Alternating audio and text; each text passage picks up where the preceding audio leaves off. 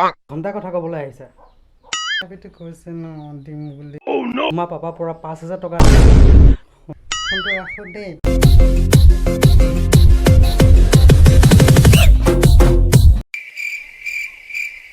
মোৰ বয়ফ্ৰেণ্ডটোৱে কিবা কৰি আছে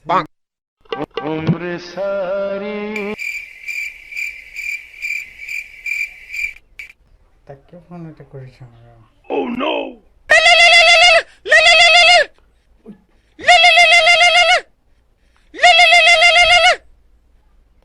হেল্ল' অঁ কোৱা কি হ'ল হেল্ল' তুমি দেখোন মোক আজিকালি নকৰা হৈছে কিয়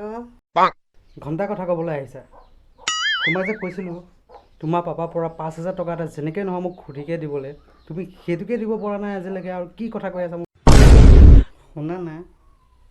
মই পাপাক কৈছিলোঁৱেই দুদিনমানৰ পিছতহে পাপাই দিব বোলে বাবু তুমি কিয় ইমান খং কৰি থাকা মই এইবোৰ বাবু কলিজা দেখাই একো নাজানো তোমাক সুধিছোঁ 5,000 টকাটো তুমি জল্দিকৈ দিয়া আৰে দিব নোৱাৰা নেকি সোনকালে দিব লাগে ন তুমি বাবু